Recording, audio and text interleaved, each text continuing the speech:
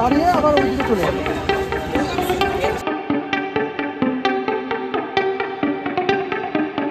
কোন গ্রুপে ছিলেন? এ গ্রুপ। ফার্স্ট পুরস্কার 10,000 টাকা।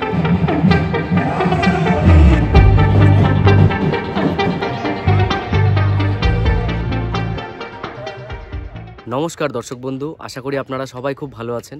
আমিও বেশ ভালোই আছি। সবাইকে ইংরেজি নববর্ষের শুভেচ্ছা। আজকে আমি উপস্থিত হয়েছি দক্ষিণ দিনাজপুর জেলার সদর শহর বালুরঘাটে, এবং এই বালুরঘাটের যে আত্রেই নদী রয়েছে কল্যাণী সিনেমা হলের ঠিক তার পেছনেই এই ঘাটটি।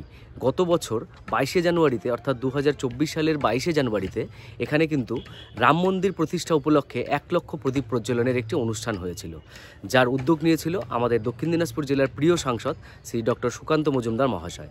এবং তারই উদ্যোগে 1 বছর পূর্তি উপলক্ষে এখানে কিন্তু আবার ঠিক একই অনুষ্ঠানের পুনরাবৃত্তি হচ্ছে, অর্থাৎ এখানে কিন্তু মহা সমারোহে এই অনুষ্ঠানের আয়োজন চলছে। এবং এই অনুষ্ঠানের কাজ কতদূর এগোলো সেটা আমার ভিডিওর মাধ্যমে আপনাদেরকে দেখাবো। এই অনুষ্ঠানে এবার কিন্তু আরও কিছু নতুন সংযোজন হয়েছে, যেমন রাম সাজো প্রতিযোগিতা, এবং এই রাম সাজো প্রতিযোগিতারও কিন্তু কিছু পুরস্কার দেওয়া হবে। যেমন প্রথম পুরস্কার রয়েছে 15,000 টাকা, দ্বিতীয় পুরস্কার রয়েছে 10,000 টাকা এবং তৃতীয় পুরস্কার রয়েছে 5,000 টাকা। এছাড়াও রয়েছে বসে আঁকো প্রতিযোগিতা, যার থিম হতে চলেছে, যতদূর আমি জানলাম এনাদের কাছ থেকে কথা বলে, রাম মন্দির সম্পর্কিতই কিছু সাবজেক্ট এখানে কিন্তু বলা আছে। তো বছর যেমন এই ঘাটেই প্রভু শ্রী রামের একটি কাট আউট এখানে লাগানো ছিল, এবার কিন্তু সেটা হচ্ছে না, কারণ এবার এই আত্রি ঘাটের, যেমন ধরুন এই ঘাটটাতে যে অনুষ্ঠানটা হবে 1 লক্ষ প্রদীপ প্রজ্বলন, এবং তার ঠিক অপোজিট অর্থাৎ তার ঠিক সামনেই যে ঘাটটি রয়েছে সেখানে কিন্তু রামলালার একটি কাট আউট লাগানো হবে, যার লম্বায় কিন্তু 50 ফিট এবং চওড়ায় 16 ফিট, অর্থাৎ বিরাট একটি বড় আকৃতি। তারও কিন্তু প্রস্তুতি এখানে চলছে। রামলালার মূর্তিটি ওই ঘাটে লাগানোর পেছনে কারণ একটাই, যে এইখানে যেমন প্রদীপ প্রজ্বলন হবে ঠিক সামনে থেকেই যাতে দর্শকরা সেই রামলালার মূর্তিটি দেখতে পায়। চলুন আমরা প্রস্তুতি কতদূর এগোলো সেই অনুষ্ঠানটি আমরা দেখে নিই। এই যে সামনে বাঁধটি দেখা যাচ্ছে, সামনে নামলে কিন্তু কল্যাণী হল, আর এই সিঁড়ি দিয়ে নেমে সামনে এগিয়ে গেলেই আমাদের প্রিয় নদী আত্রেই ঘাট। এখানেই প্রস্তুতি চলছে 1 লক্ষ প্রদীপ প্রজ্বলনের নানান কাজকর্ম। এখানে দেখতে পাচ্ছি মাটির প্রদীপগুলো কিন্তু চলে এসেছে, আর এই বস্তাবন্দি যে মাটির প্রদীপগুলো, এগুলো সামনে যে জল রয়েছে অর্থাৎ নদীর জল, সেখানে কিন্তু ডুবিয়ে রাখা হবে। আর এই যে দেখতে পাওয়া যাচ্ছে এখানে ইট বালি সিমেন্ট দিয়ে একটি ফ্রেম তৈরি করা হয়েছে, অর্থাৎ একটি যজ্ঞের বেদি তৈরি করা হয়েছে। এখানে কিন্তু সন্ধে থেকে যজ্ঞ শুরু হয়ে যাবে। এখানে একটি বাঁশের পিলার তৈরি করা হচ্ছে, এই বাঁশের পিলারেই কিন্তু ওই রামলালার কাট আউটটি লাগানো হবে, এবং তারই প্রস্তুতি চলছে। এই যে এখানে যে একটি বিরাট আকৃতির প্লাই দেখা যাচ্ছে, এখানে ফ্রেম করে এই প্লাইগুলো লাগানো হচ্ছে, আর এই প্লাইয়ের যে ফ্রেমটি তৈরি হচ্ছে এর উপরেই প্রভু শ্রী রামলালার কাট আউটটি লাগানো হবে, তারপর এটাকে ফ্রেম করে কাটা হবে। এখানে আমরা দেখতে পাচ্ছি সন্ধ্যেতে কিন্তু প্রভু শ্রী রামের যে ছবিটি সেটা এখানে লাগানো হয়ে গেছে।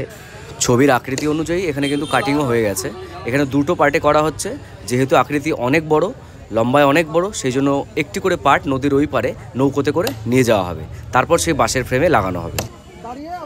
পূর্বের নির্ধারিত সময় অনুযায়ী ঠিক দুপুর 1টাতে 22শে জানুয়ারি 2024 রাম সাজো প্রতিযোগিতার কিন্তু শুভ সূচনা অলরেডি শুরু হয়ে গেছে। এখানে যারা প্রতিযোগিতায় অংশগ্রহণ করেছে সমস্ত প্রতিযোগীরা তারা লাইন করে দাঁড়িয়ে গেছে, তাদেরকে একে একে ডেকে জাজরা কিন্তু তাদের জাজমেন্ট দেবেন। এখানে তারা সবাই পুরো প্রস্তুতি নিয়ে দাঁড়িয়ে গেছে। আমি আপনাদেরকে দেখাচ্ছি, খুব সুন্দর কিন্তু লাগছে দৃশ্যটি।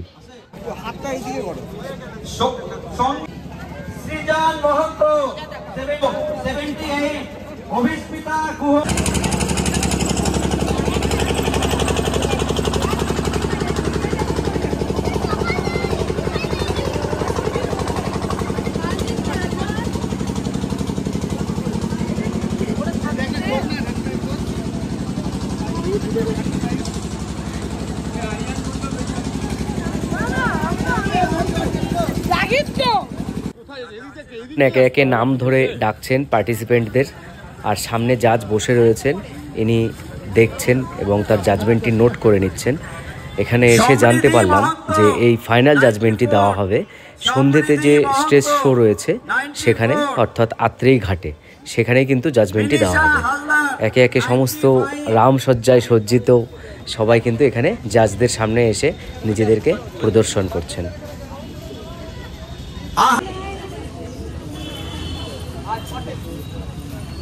এই